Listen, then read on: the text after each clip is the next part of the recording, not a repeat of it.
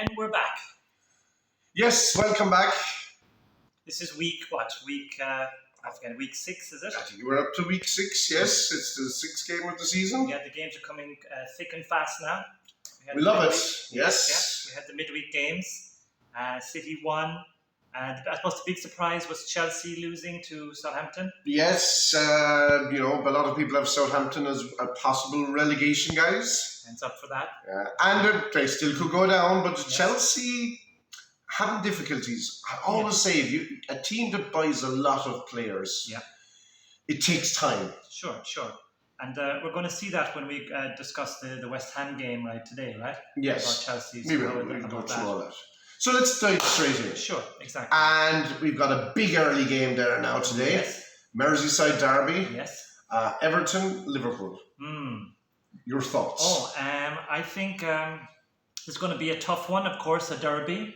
Everton have been kind of scratching out draws. Liverpool have been getting back to form a little bit recently. The Bournemouth game, then winning against Newcastle.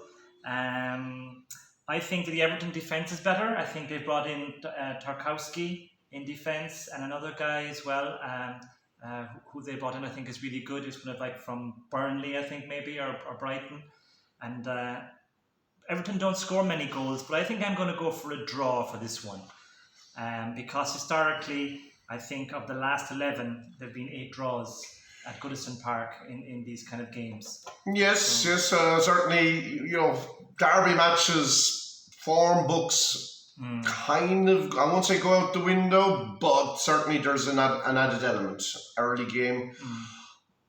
I think because of the slip-ups that have already happened, Liverpool need to win this. Yeah, to keep in touch. To keep some bit in touch with the top teams. I think they have enough about them going forward to grind out maybe a 2-0 victory. Okay. I think Salah is due a goal. I think that he's been unlucky in some aspects, and I think that maybe he's due a goal. So you could see him scoring today, maybe a 1-1. Okay. Okay. So then we on to our 3 o'clock games. Brentford versus Leeds. Yeah. I'll go start this. So Brentford versus Leeds United.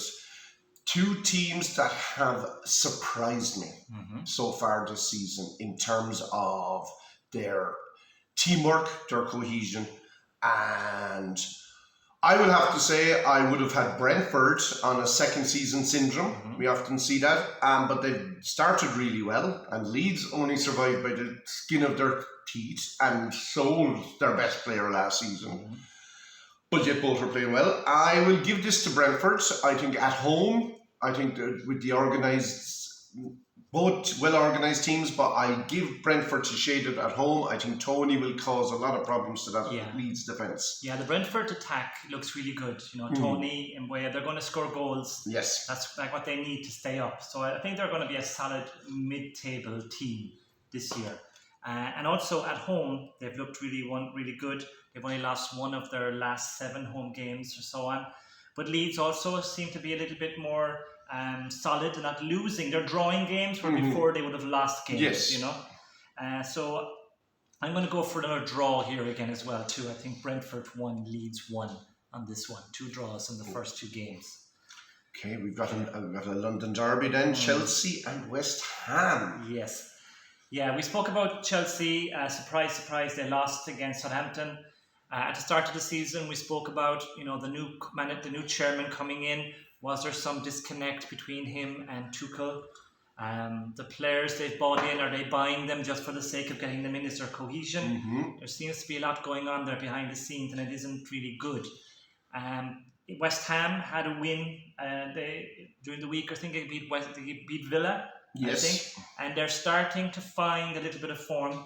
I think West Ham have some really good players in their team. I mean, they've got them in the big run in Europe last season. So I think that they're not...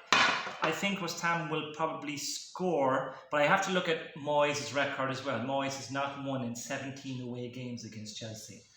So there we go. So it's a big stat there as well. I think Sterling will score. I think even with form, I still expect Chelsea to win this one at home. Yeah.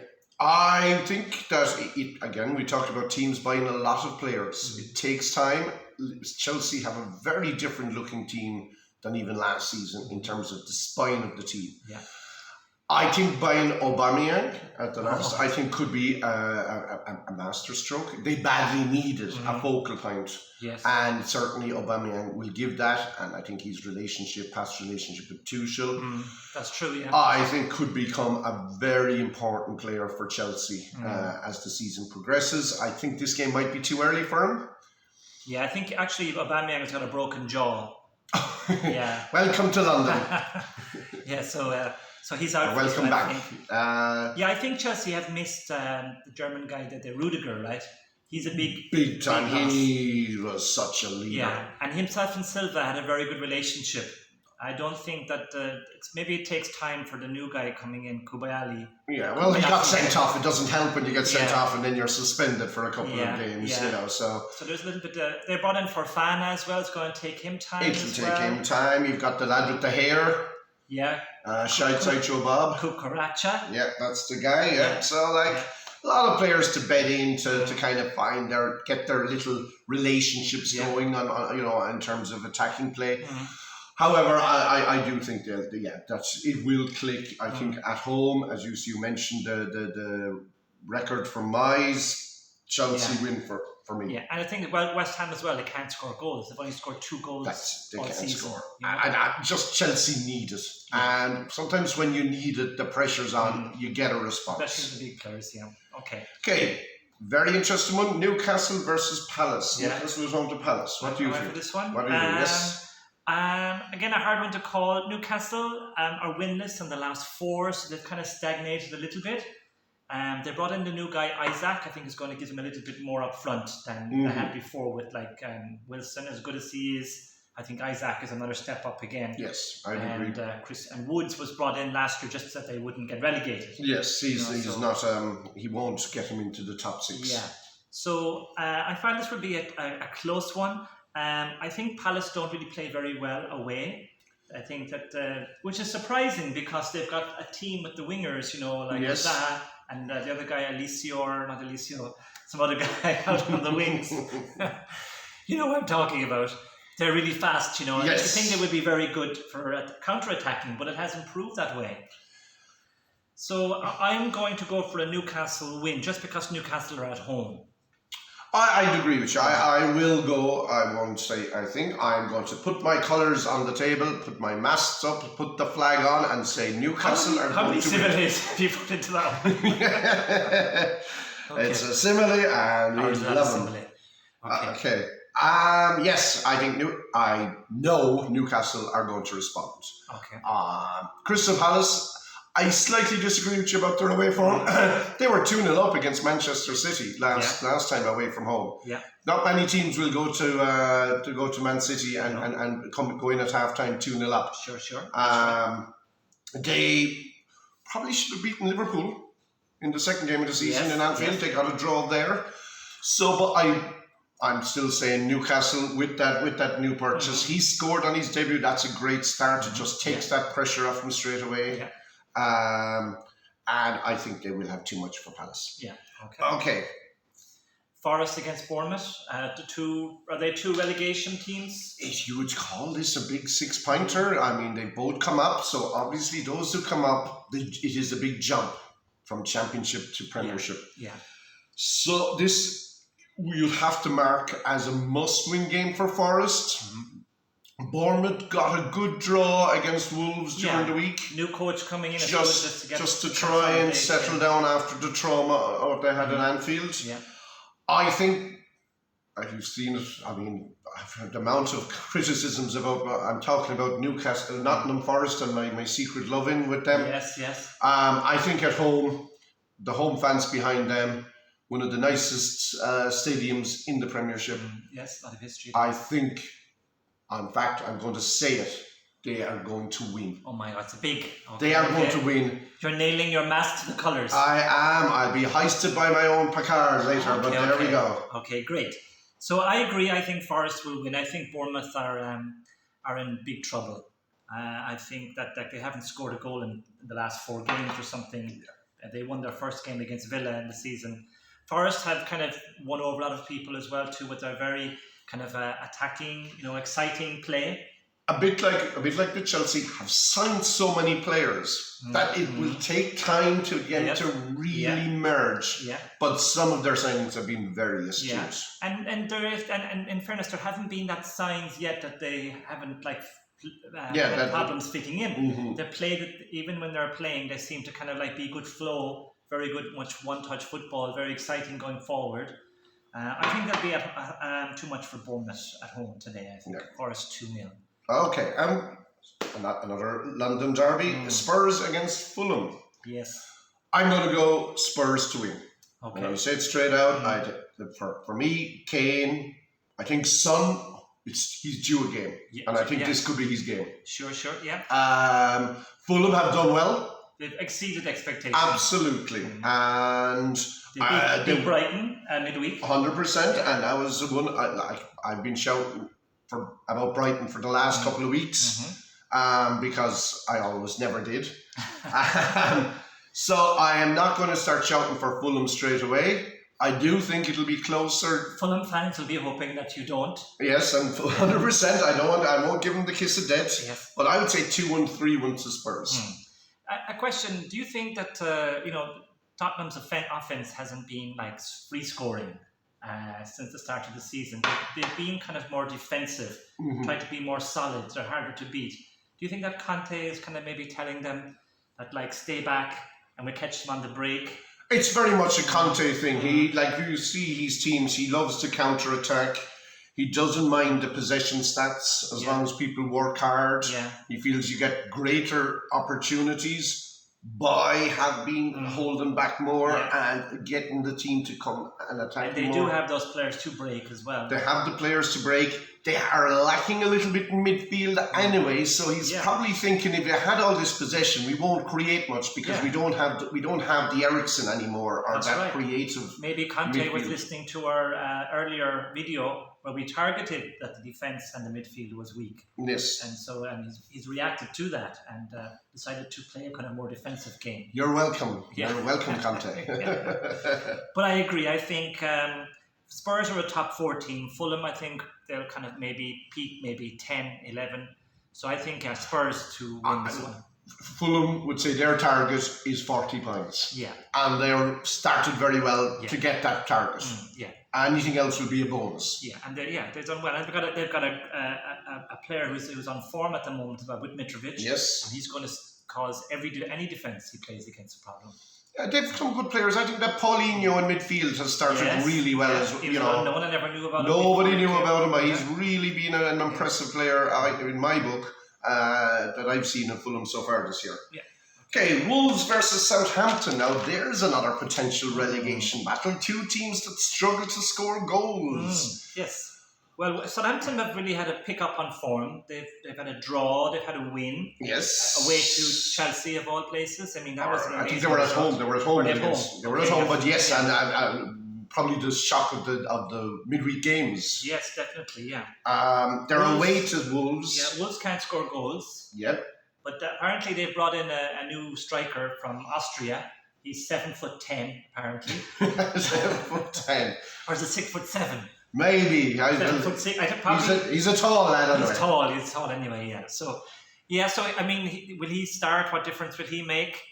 Yeah, it's hard to say on this one. I'm going to go with Wolves because they haven't lost games, they've drawn games, and they have some offensive players in their team. I think Southampton will be kind of feeling great after their win against Chelsea, and I could see maybe Wolves being a little bit more hungrier than them. Yes, I agree. I'm not going to quite go as far as you. I'm going to do what you said about the draw specialists, and this will be my prediction of a draw. Southampton, I think the manager for Southampton gets more abuse and doesn't get the credit I think he deserves. Sure, yeah, he's done well. He works under very, very tight conditions. They don't have big budgets. Yeah. And this is the first year that you really worry for him about relegation. But at the same time, they still play. They play good football. They pick up nice results. They just don't get the consistency. Yeah, I guess so. Yeah, so he's done with the little that he's had. He's kind of like brought more out of them. I think so. Overperforming. I don't think he gets the credit. Like Graham Potter rightly gets a lot of praise, and the Newcastle bio, he's getting a lot of praise. Ralph is always one defeat away from, he's going to get the sack. Yes, yeah, that's it. Yeah, and that's the way it seems. And they've been kind of up and down a little bit as well. They are up and down, but the thing is that they're so still here. Even how many years they've sold so many of their best players, and they're still Premiership team. And I think if they do survive this year, I think it will be an amazing achievement again, even just to stay up. With all the other teams that are there. So you think a draw? I think a draw. I think Wolves to win. Okay, and the late game. Do we need to even talk much about it? I'll let you start. Aston Villa at home to the Manchester City. I think the only name really we need to mention here is Haaland, isn't it? He's on fire at the moment. I would have mentioned Haaland, and I'd probably mention Gerrard about managers under pressure. Yes, sure. The Arsenal game, Villa huffed and puffed. A lot of endeavour, a lot of physicality, but just very much lacking in quality compared to even to Arsenal now, who seem to have gone another level. And then but Arsenal are a little bit, they didn't take their chances. Man City will. That's the difference, I think. Everybody would have said at the start of the season, what a great signing. But even the biggest supporters would probably would have not imagined that he'd get going so quickly. Yes, it's his strength, his strength to hold off players, and also in the box. Like, he's a great finisher as well. Natural finisher of the Ruud van Nistelrooy kind of ilk, is one I can think of. What was interesting was in the start of the season, there was one game where he only had 8 touches on the ball. So obviously City have maybe found a way to kind of get him into his goal-scoring opportunities. It does also kind of say that for teams, maybe other teams, Champions League teams, there might be maybe a way of trying to stop getting the ball to him. That's the beauty for City, because they didn't have him last season, and so you'll see we haven't seen as much of De Bruyne in the last few games because it's all been Haaland. And when you've got quality like De Bruyne and Silva, if you're going to give all that attention to Haaland at your peril. Yes, that's right. Yeah, that's going to free up space. It's going to free up space for Foden. What a beautiful player he is. I mean, what can you say? Exactly. And he's still very young. He's only going to get better. And Alvarez as well has kind of gone under the radar a little bit. 100%. He scored 2 goals, and that would suit Pep Guardiola and Man City no end. But you know what? I think City's defence still isn't like up to scratch. I don't like Ake, and I think if teams get at them, but the problem is getting the ball to get at them. I mean, look, and also the thing is, like you saw there last weekend, Palace scored 2 goals. You're going, whoa! And of all the teams, Manchester City are a team that can hit you like that. Aston Villa 2-0 up in the last game of the season last year. Bop, bop, bop. 3 goals gone against you. That's the quality they have. I don't see anything but more pain for Steven Gerrard and Aston Villa in this game. I agree. I think City to win by comfortably. At least 3 or 4. Yes, very comfortably. Okay. And we've got 2 matches on Sunday, just to finish up. The first game Brighton-Leicester. Is Brighton-Leicester. What do you think of that? Are you going to go for... Our Brighton fans have been calling in, say, Mike, please don't back us to win this one. You've got to look at the press conferences that Brendan Rodgers has done over the last few days. And the messages, whether it's about Fofana, whether it's about the owners... And you're going, there's something seriously going wrong there. And it's been interesting because in pre-season everything was the same, but Rodgers was very much like upbeat and like saying that's the way it is. He seemed to have a lot of respect for the owners. But suddenly it's changed. Maybe he's worried about his job. Maybe he's heard something about, maybe if you don't improve your performance, you're out. And he feels, well, I was supporting you guys. And I slightly disagree with you. I think maybe he's looking for an out because he thinks things are going to get worse. Okay, yes. Okay. And so he's putting the owners in a position where they kind of nearly have to get rid of him. Yeah. So they have to say your position is untenable. Brendan Rodgers, if you want to comment on that, Are you trying to get out of? You're trying to get a little payoff and kind Yes, of, no. kind of maybe then get in with another club. Yeah, like and before your reputation. Maybe kind of- Villa, you'll be saying, Stevie could be gone there soon. Exactly. I'll get in there. Yeah, we'll see. Watch this page. Yeah, I heard it here first. So, But yes, I'm going. Sorry, Brighton fans. While there was a blip against a very well organised Fulham team, I think you'll have too much for a not so well organised and not a very happy Leicester team. yeah, it's a shame because Leicester still have good players on their team. The 11 players that are there should not be where they are. No, they should not. They're feeling sorry for themselves, or there's something, the disconnect in the team. But I think, Brighton have only conceded 3 goals all this season so far. At home, I can only see one team kind of winning this one, Brighton to win. And then what used to be the biggest match of the season Used to be, yes. and could come again in the future. Yes. Certainly for both teams are coming into this with a bit of confidence and optimism. We're, of course, talking about... We're talking about Stoke versus... No, we're not talking about championship football. United, Man United, that is, if you're wondering which United. Man United versus Arsenal. Yes. So I'll let you go first on this one. It's Manchester United at home. Have they turned the corner? I believe they have. I believe that confidence wins breeds confidence, and clean sheets breeds confidence on a team that were conceding goals left, right, and centre.